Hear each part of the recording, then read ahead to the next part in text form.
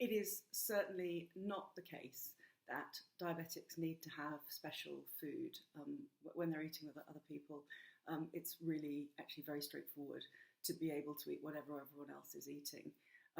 Anybody who thinks that they need to go out and buy special food for diabetics is wrong. So it's just a question of making sure that I'm able to balance a meal with lots of the right different elements in it.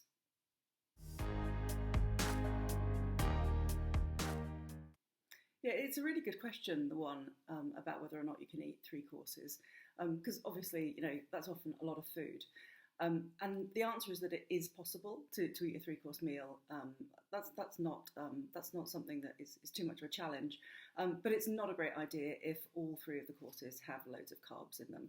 So, in a perfect world, you would definitely have maybe a salad for a starter, and maybe you'd have cheese at the end of the meal. So optionality is really helpful in those situations.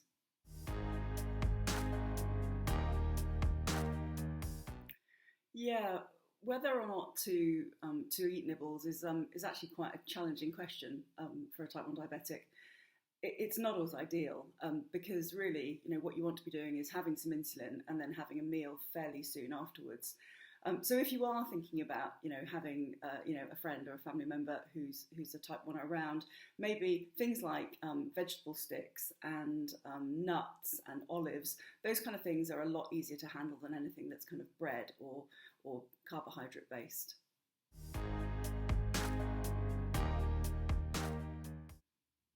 Suggestions for dessert.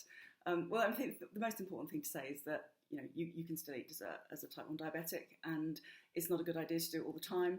But as long as you take the right amount of insulin to counter it, you can do that. So that's not impossible, whatever it is. That said, I'm a particular fan of cheese. I think most people know that about me.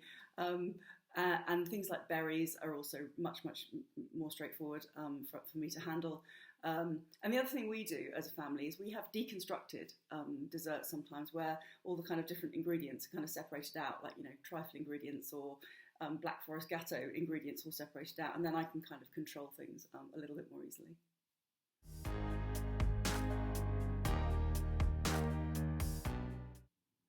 Pitfalls. So I think that there are 2 main areas of pitfalls, really, for me. The first would be timing. That's really key because, I want my meal to be predictable so that I can inject my insulin at the right point in time. I don't want the food to arrive too early. I don't really want it to arrive too late. So timing is actually probably the most important thing. The other thing is probably that it's really nice if you can control the amount of carbs.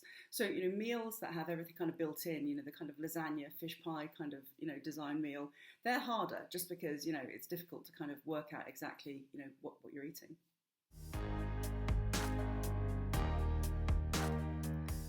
Yeah, the things that are really, really helpful, I would say there's 3 things. The first is to make sure that there are always drinks that don't involve any sugar. It is a nightmare when all you're offered is kind of Coke or lemonade and you just literally cannot have those things. It's really great if there can be kind of full disclosure up front about what's coming, so you kind of know how much carb you're likely to be coming into contact with over the next period. And most importantly, it's really great when people just don't make a fuss and you have the right information, but you can just enjoy yourself like any other person.